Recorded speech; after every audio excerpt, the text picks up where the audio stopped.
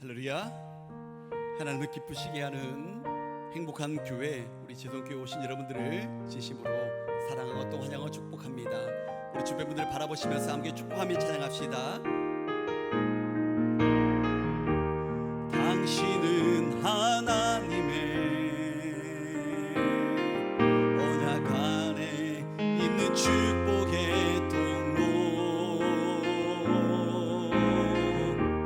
당신을 통하여서 열방이 주께 돌아오게 되리. 한번 더 고백합시다. 사랑하고 축복합니다. 오늘 오신 모든 분들을 진심으로 환영하고 사랑합니다. 광고 말씀 드리겠습니다. 주보를 참조해 주시고요. 수요일 성경 공부, 그리고 금요일 금요 기도회 본당에 서 있습니다. 많이 오셔서 함께 믿음으로 기도하고 응답받는 시간이 되었으면 좋겠고요. 8월 24일 오후 예배 시간에는 우리 권사의 헌신 예배가 있습니다. 기도로 잘 준비해 주시고요. 그리고 우리 8월 31일 마지막 주일은 우리가 뭘로 지킵니까? 가족 총동원 주일로 지킵니다. 한번 따라합시다. 가족 총동원 주일. 가족 총동원 주일. 네, 우리 사랑하는 가족들을 다 초청해서 한 자리에서 함께 예배 드릴 수 있는 귀한 시간이 되었으면 좋겠습니다. 지금부터 기도로 준비하시고요. 그날은 바쁘셔도 안 되고요, 아프셔도 안 됩니다. 꼭 함께 오셔야 돼요. 그러니까 여러분들 많이 오셔서 함께 한 가족으로 예배를 드렸으면 좋겠고요. 그리고 오후에는요, 우리 함께 우리 영화를 관람하려고 합니다. 우리 지난 5주차에는 우리 따뜻한 데서 시간을 보냈다면 이번에는 시원한 곳에서 우리가 시간을 보내려고 합니다. 킹 오브 킹스라는 영화인데요, 우리 메가박스에서 우리가 영화관을 대관을 해서 우리 재성의 가족들만 그곳에서 함께 영화를 보려고 해요. 시간은 2시 반인데 여러분들 많이 초청하고, 혹시 전도하고 싶은 분들이 있으면 전도하셔도 돼요. 많이 오셔서 함께 이 영화를 봤으면 좋겠습니다. 이 영화에 대한 내용들은 우리가 밴드에다가 좀 올려둘 테니까 여러분들 보시고 함께 은혜를 나눴으면 좋겠습니다. 그리고 여러분들이 기도해 주셔서 한 주간 동안 잘 쉬고 왔습니다. 이제 남은 후반기도 열심을 다해서 함께 힘차게 전심전력해서 달려가도록 하겠습니다. 그리고 이 주보에는 기록되어 있지 않는데요, 우리 그 유치부, 유년부, 초등부 여름 성경학교가 8월 30일 또 31일 이틀에 걸쳐서 우리 교회에서 진행하게 되어집니다. 지난번에는 중고등부 학생들을 대상으로 했지만 이제 이번에는 유치부와 유초등부 아이들을 위해서 여름 성경학교가 진행되어지는데 여러분들 위해서 많이 기도해 주시기를 부탁드립니다. 오늘 우리에게 주시는 하나님의 말씀은 신약성경 베드로전서 2장 4절입니다.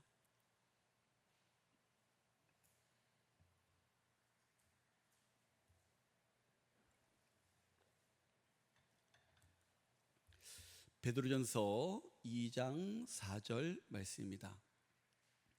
우리 한 목소리로 같이 봉독합니다. 사람에게는 번인가 되었으나 하나님께는 택하심을 입은 보배로운 산돌이신 예수께 나아가. 아멘. 할렐루야. 할렐루야. 아멘. 그 PPT가 그 폰트가 깨진 것 같아요. 읽기 전용으로 읽어주시면 좋을 것 같습니다. 자, 우리 8월 달에 우리가 함께 암송할 말씀이 있죠. 어디입니까? 요한복음 4장 23절 말씀이죠. 그죠? 자, 오늘 좀 외우셨나요? 외우고 계신 중이죠. 네, 함께 우리 암송해 보도록 하겠습니다. 시작. 아버지께 참되게 예배하는 자들은 영과 진로 예배할 때가 오나니 곧 이때라. 아버지께서는 자기에게 이렇게 예배하는 자들을 찾으시느니라. 요한복음 4장 23절 말씀. 아멘. 할렐루야. 아멘.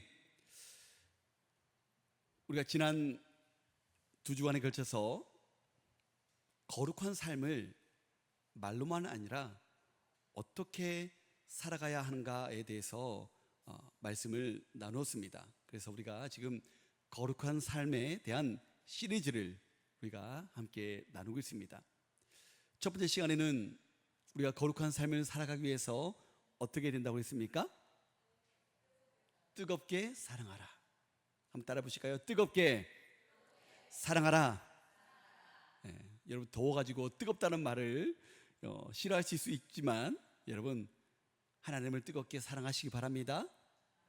교회를 뜨겁게 사랑하시기 바랍니다. 성도들을 뜨겁게 사랑하시기 바랍니다. 그것이 바로 거룩함의 핵심이라는 거예요. 그리고 두 번째로 지난주에 함께 나눴죠. 어떻게 하라고 그랬죠? 버리라고 그랬죠. 버리라고 그랬어요. 그렇죠? 우리 안에 거룩한 것으로 채우기 위해서는 먼저 우리 서로 자리 잡고 있는 악한 것, 더러운 것들을 먼저 어떻게 된다고 했어요? 네, 버려야 된다고 그랬어요. 그래서 베드로는 5가지를 얘기했습니다. 기억하시나요? 악독, 기만, 외식, 시기, 마지막으로 비방하는 말.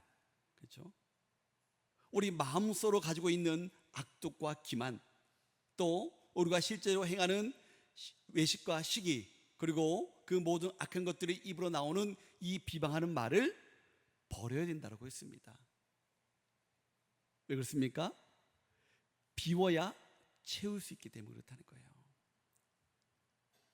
이 모든 것을 다 버려버리고 이제 비워진 그 자리에 우리가 무엇으로 채워야 될까요? 하나님의 말씀? 네, 맞습니다. 오늘은요, 그 비워진 자리에 채워야 될 것, 바로 예수님이라는 거예요. 오늘 본문은 우리에게 분명히 말합니다. 어떻게 해요? 예수께 나아가라. 예수께 나아가라. 오늘은 예수께 나아가라 라는 제목으로 하나님의 말씀을 증거하고자 합니다. 여러분, 오늘은 저와 여러분들의 그 신앙의 모습을 한번 점검해 봤으면 좋겠어요. 우리 모두 다 입술로 고백합니다. 나는 예수님을 믿습니다. 우리 모두 다 예수님을 믿는다라고 고백을 합니다. 그런데 내 삶이 진정으로 예수님을 향하고 있는 삶인지 늘 우리는요 스스로 우리에게 질문하고 점검해 봐야 된다는 거예요. 나는 지금 예수님만 의지하는 삶을 살아가고 있는가? 아니면 여전히 다른 것들을 의지하며 세상을 바라보고 있는가?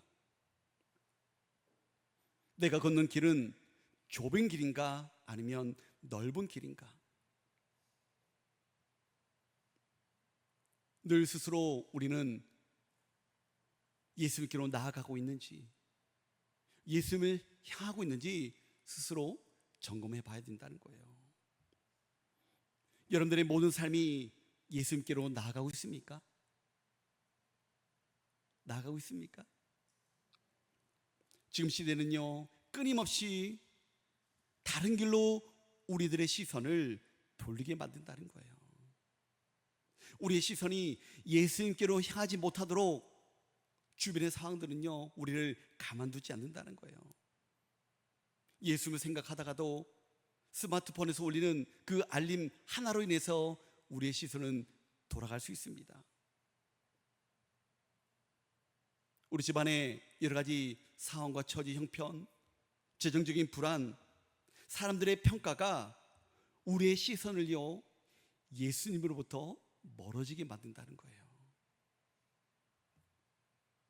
입술로는 믿는다 하면서도 실제로 선택과 행동은 예수님과 멀어질 때가 너무나도 많이 있는 것이 우리의 현실 아닙니까?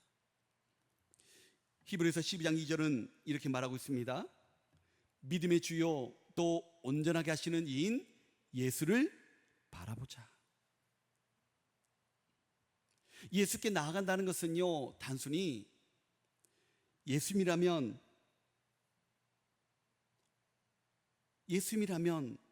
어떻게 하실까를 생각하는 거예요. 단순하게 예배에 출석하는 것으로 예수님께 나아간다라고 말할 수 없다는 것입니다. 우리가 매일의 선택에서 예수님이라면 어떻게 하실까를 먼저 묻는 것이 바로 예수님께로 나아가는 것임을 여러분 기억하시기 바랍니다. 힘들고 지칠 때 사람이나 세상의 방법보다 먼저 기도로 주님께 나아가는 것, 내 욕심을 내려놓고 말씀 앞에 순종하는 것, 이것이 바로 예수님께로 나아가는 모습이라는 거예요. 예수님을 향해 계속 나아가야 되는 이유는요, 예수님께 한 발짝 한 발짝 더 다가가야 되는 그 이유는요, 예수님만이 우리의 삶을 거룩하게 하시는 분이시기 때문임을 여러분 믿으시기 바랍니다. 지난주에 제가 묵상한 성경 말씀이 있습니다. 요한복음 21장을 묵상했는데요, 그 요한복음 21장에 보면 여러분들이 너무나도 잘 아는 말씀의 내용이 나옵니다. 부활하신 예수님께서 베드로를 찾아오셨습니다. 예수님은 베드로를 향해서 이렇게 묻습니다. 시몬아, 내가 이 사람들보다 나를 더 사랑하느냐? 시몬아, 내가 나를 더 사랑하느냐? 시몬아, 내가 나를 사랑하느냐? 이에 대한 베드로의 대답이 무엇이었습니까? 주님, 그러합니다. 제가 주님을 사랑하는 줄을 주님께서 아십니다. 주님, 그러합니다. 제가 주님을 사랑하는 줄 주님께서 아십니다. 세 번째 예수님의 질문에 베드로의 모습은 어떻습니까? 세 번째는요, 근심하는 표정으로 대답합니다. 내가 주님을 사랑하는 줄을 주님께서 아시나이다. 이 예수님의 질문에 저도 제 이름을 넣어서 한번 질문해 봤어요. 호열아, 내가 이 사람들보다 나를 더 사랑하느냐? 호열아, 내가 나를 더 사랑하느냐? 호열아, 내가 나를 사랑하느냐?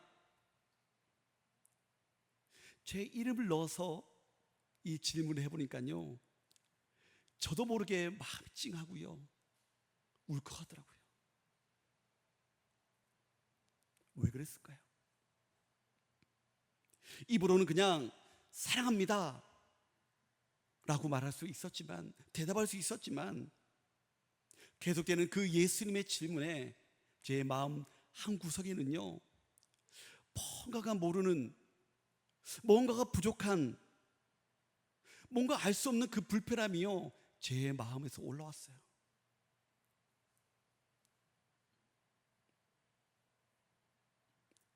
말로는 사랑한다면서도 행동으로 그렇지 못한 순간들이 너무나도 많았기 때문이었습니다.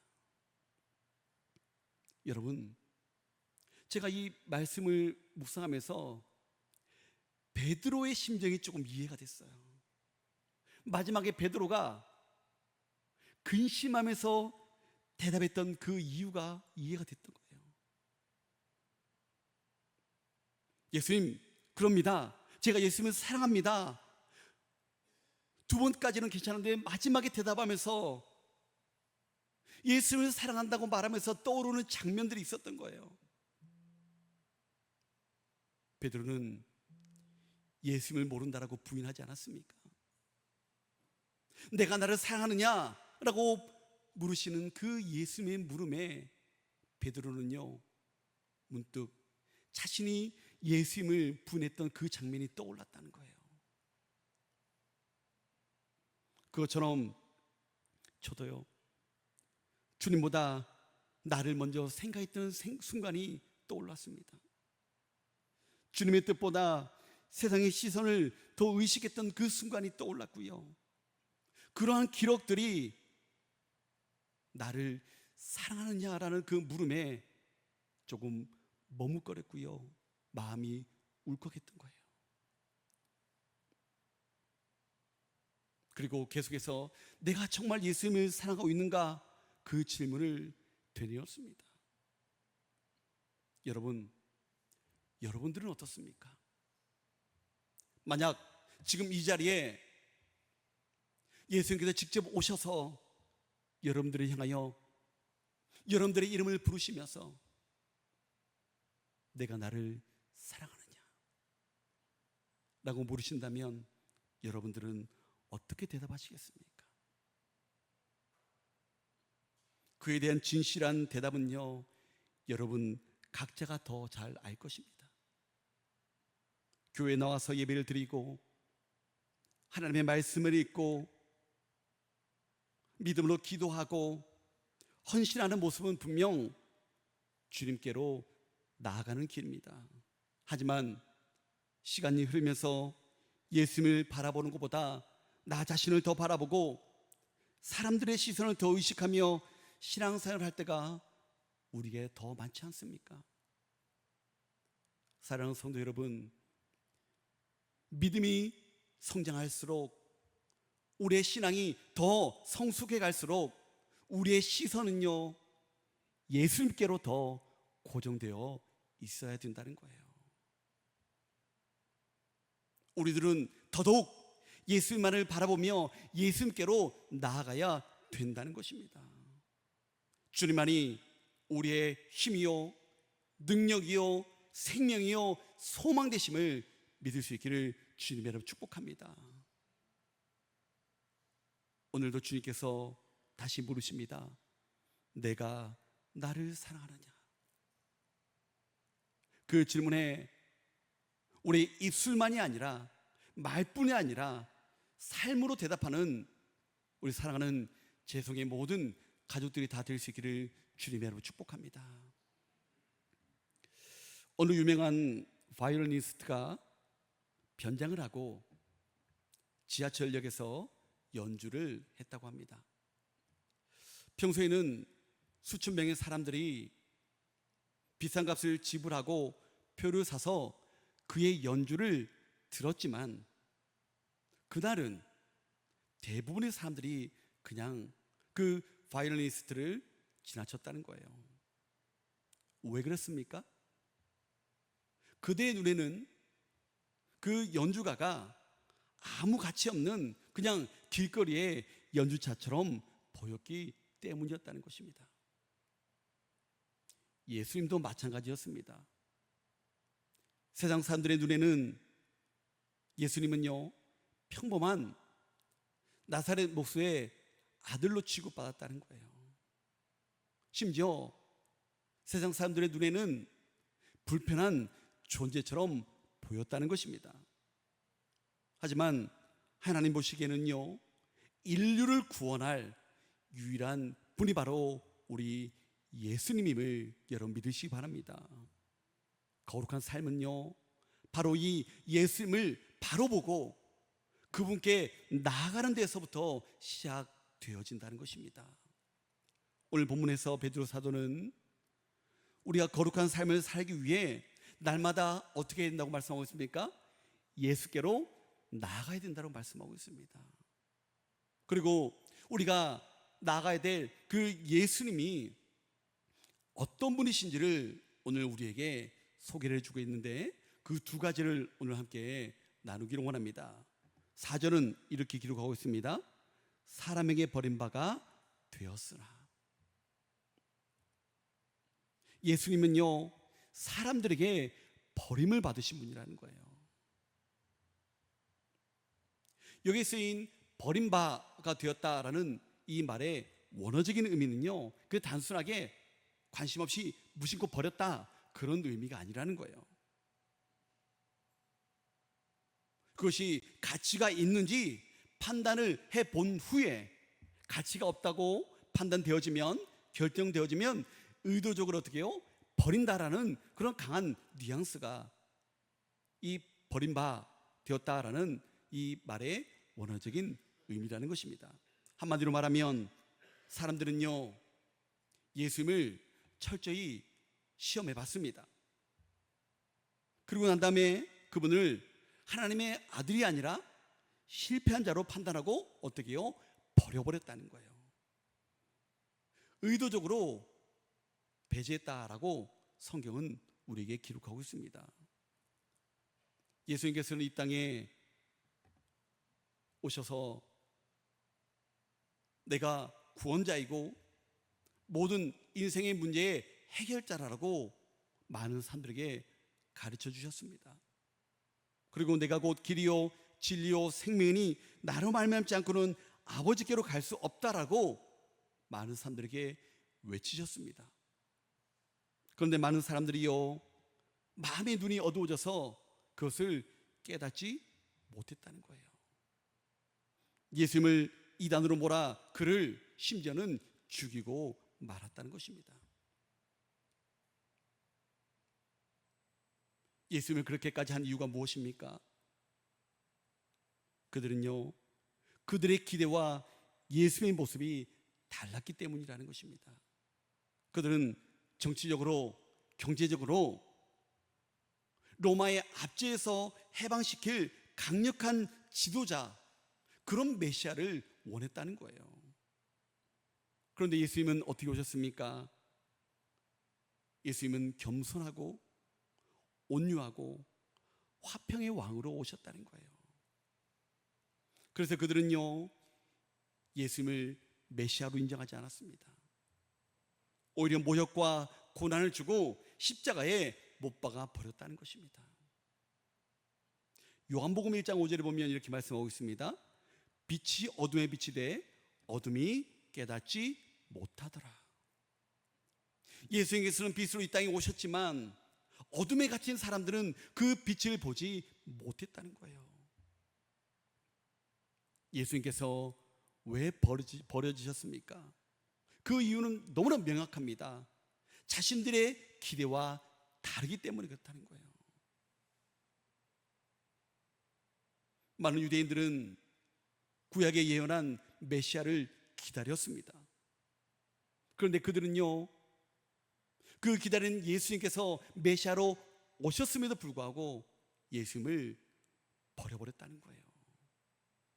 그들은 예수님을 조건부로 바라보았다는 것입니다. 자신들이 원하는 것을 줄 때는 환영했지만 그렇지 않으면 외면해 버렸습니다. 그런데요 더 중요한 것은 오늘날도 또 우리도 그들과 다르지 않다는 것입니다. 우리들이 성경을 볼 때 늘 바리새인들과 서기관들, 대제사장들의 모습을 보면 얼마나 한심하고 안타깝습니까? 그런데 여러분, 저와 여러분들의 모습은 어떻습니까? 정직하게 돌아보면 우리도 때론 예수님을 조건부로 믿을 때가 있다는 거예요. 예수를 믿을 때 이것저것 재보고 자기 중심적인 모습으로 예수님을 받아들이려고 할 때가 너무나도 많이 있다는 것입니다. 일이 슬슬 잘 풀릴 때는 주님을 찾으며 주님 감사합니다, 주님께서 하셨습니다 라고 하지만 일이 꼬이거나 조금만 힘이 들 때면 주님 왜 나를 이렇게 만드십니까? 주님 왜 나를 이렇게 힘들게 하십니까? 라고 원망하거나 멀리하며 나의 필요를 채우며 내 소원을 들어주는 수단으로 우리 예수님을 여길 때가 있다는 거예요. 여러분, 예수님은요 단지 우리의 필요를 채우시기 위하여 존재하시는 분이 아님을 여러분 기억하시기 바랍니다. 예수님은요 내 소원을 들어주는 도우미가 아닙니다. 예수님께서는 빛으로 오신 구원자 되신다는 사실을 깨달을 수 있기를 주님의 이름으로 부탁을 드립니다. 우리가 버려야 될 것은요 예수님이 아니라 예수님을 제대로 볼 수 없는 영적인 비늘을 벗어버릴 수 있어야 된다는 거예요. 사도 바울도 하나님을 너무나 사랑하고 열정적으로 하나님을 섬기는 사람이었습니다. 그런데 바울도요, 처음에는 예수님을 보지 못했다는 거예요. 바울이 다메섹으로 예수 믿는 자들을 핍박하기 위하여 그들을 결박해서 예루살렘으로 데려오기 위해 다메섹으로 가던 도중에 예수님을 만나게 되어집니다. 여러분 다들 잘 아시죠? 바울은 하늘로부터 한 빛을 보게 되어지고 그는 그 이후로 아무것도 보지 못합니다. 아나니아라는 선지자를 통해서 바울은 다시 보게 되어지는데, 그가 다시 보기 전에 성경은 이렇게 기록하고 있습니다. 사도행전 9장 18절에 보면 사울의 눈에서 비늘 같은 것이 벗어져. 할렐루야. 그의 눈에 비늘 같은 것이 씌워져 있었기에 온 인류의 구원자 되시고 메시아 되신 예수님을 바로 볼 수 없었다는 것입니다. 빛이신 예수님을 깨닫지 못했다는 거예요. 눈에서 비늘 같은 것이 벗겨지고 나서야 예수님을 온전히 볼 수 있었다는 것입니다. 여러분, 저와 여러분들도 영적인 비늘이 있으면 예수님을 똑바로 보지 못한다는 거예요. 교만, 자기중심, 세상 욕심, 두려움의 비늘이 우리의 눈을 가리고 있다면 우리는요, 예수님을 바로 볼 수 없다는 것입니다. 거룩한 삶은요, 내 시선을 다시 예수님께로 고정하는 것입니다. 그리고 예수님께로 나아가는 것이 바로 거룩한 삶의 첫 출발점임을 여러분 믿으시기 바랍니다. 다른 사람들은 예수님을 버렸지만 우리는요, 우리 예수님을 마음에 모시고 눈을 들어 그 예수님을 바라봐야 됩니다. 세상의 가치관은 성공, 안정, 유익, 그것을 기준으로 우리를 평가하고 또 신앙도 그 틀 안에 가두려고 하지만 거룩은요, 세상의 평가와 계산을 넘어서서 하나님의 시선을 선택하는 거예요. 내 상황이 불편해도 예수님을 붙드는 그 선택이 바로 거룩한 자의 모습임을 여러분 꼭 기억하시기 바랍니다. 사람은 예수님을 버렸지만 저와 여러분들은요, 예수님을 마음에 모시고 우리의 눈을 들어 주님을 바라보아야 된다는 것입니다. 영적인 비늘을 벗겨내고 예수님이 나의 구원자요, 우리의 문제의 해결자요, 빛 되심을 온전히 깨닫는 그런 삶을 살아가는 우리 재성의 모든 가족들이 되었으면 좋겠고요. 그리고 매일 삶 가운데 이렇게 고백했으면 좋겠습니다. 주님, 주님만 바라보겠습니다. 할렐루야. 아멘. 두 번째로 예수님은요, 하나님께 택함 받은 살아있는 귀한 돌이라고 말씀하고 있습니다. 하나님께 택함 받은 보배로운 산돌. 사람들은 예수님을 거절했고요, 예수님을 버렸습니다. 심지어는 예수님을 십자가에 못 박으라고 외쳤습니다. 세상의 눈에는요, 아무 힘없이 그 나무 십자가에 매달려 피와 물을 다 쏟은 그 예수님을 실패자로 여겼습니다.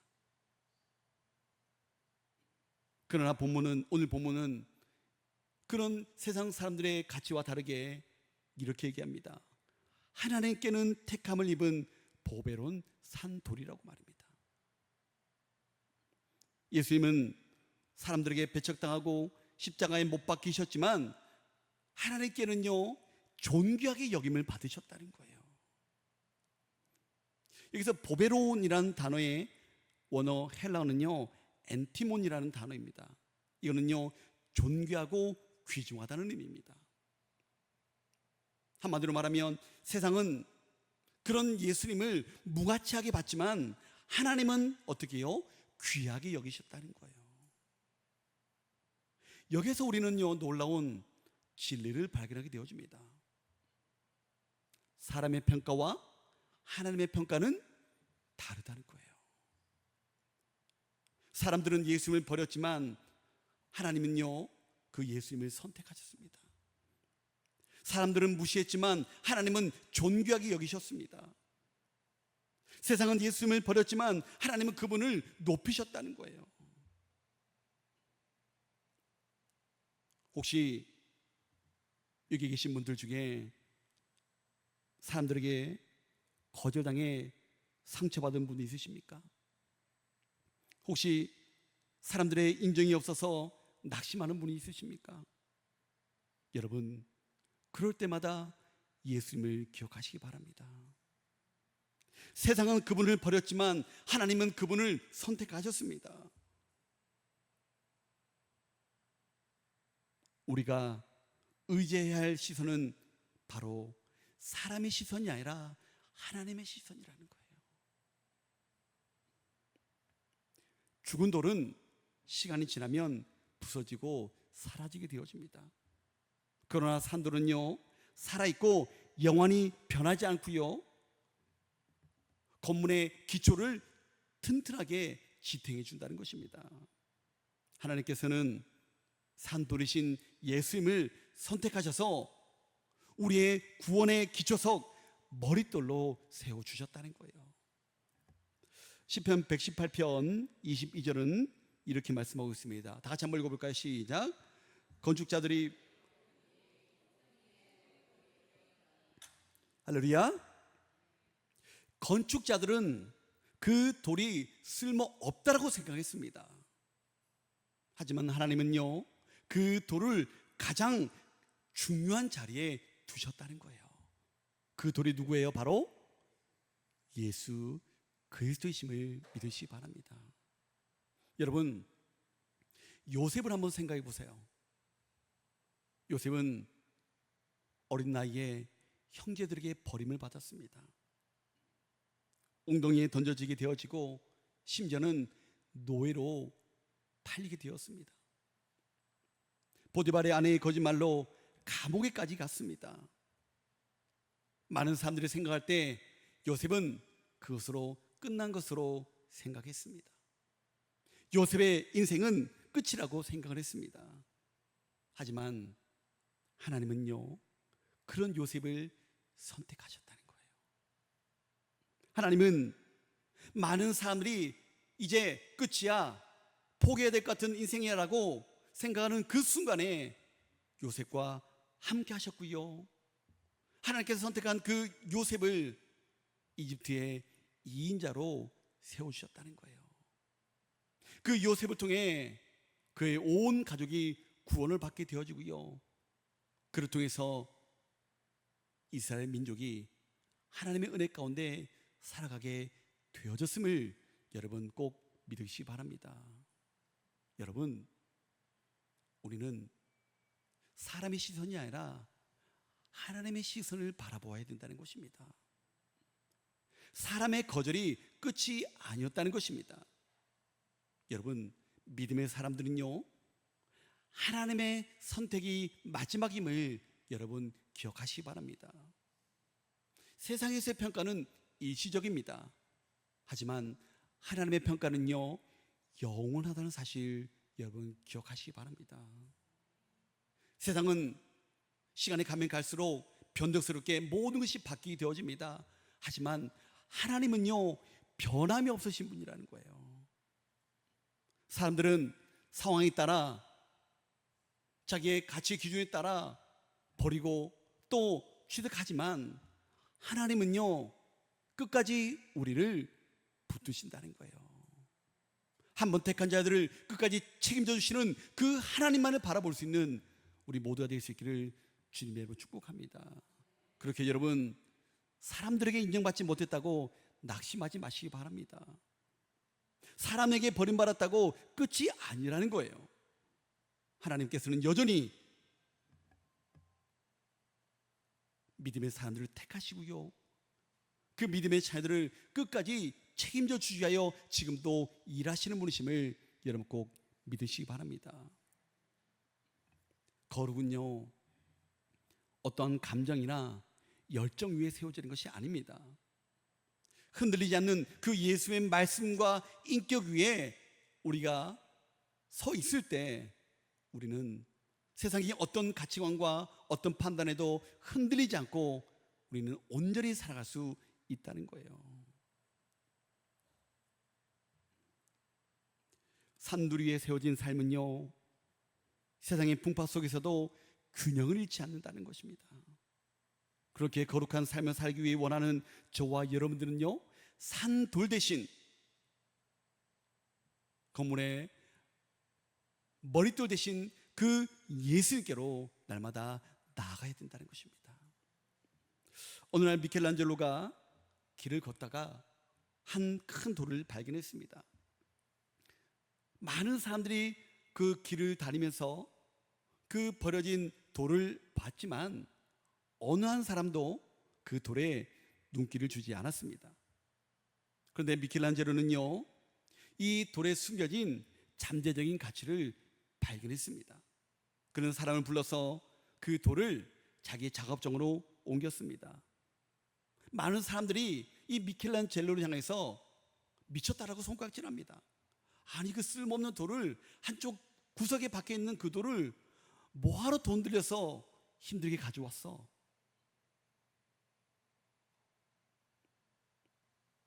그런 소리에 미켈란젤로는 흔들리지 않고요, 묵묵히 자신의 작업장에서 망치로 그 돌을 깨뜨리며 조각을 해 나갔습니다. 수많은 먼지와 돌가루의 분진 속에서 많은 세월을 작업 위에 온 열정을 바쳤다고 그래요.